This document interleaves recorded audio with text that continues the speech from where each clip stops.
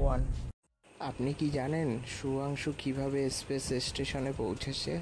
2025 সালে প্রথম ভারতীয় কেউ ইন্টারন্যাশনাল স্পেস স্টেশনে পৌঁছালো।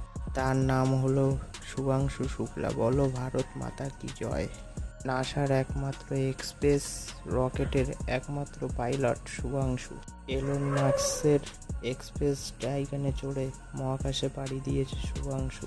শুভাংশু উড়ে যাওয়ার পরেই প্রত্যেকটা দেশের আগ্রহ ছিল ভারতীয় এই শুভাংশুকে নিয়ে। তারপরে এক্সপ্রেস স্টেশনে পৌঁছে গিয়ে শুভাংশুরা পৃথিবীর সাথে যোগাযোগ রেখেছে।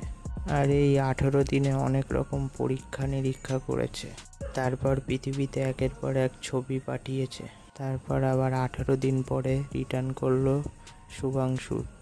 ও ক্যাপসুলে করে মাঝ সমুদ্রে নামলো।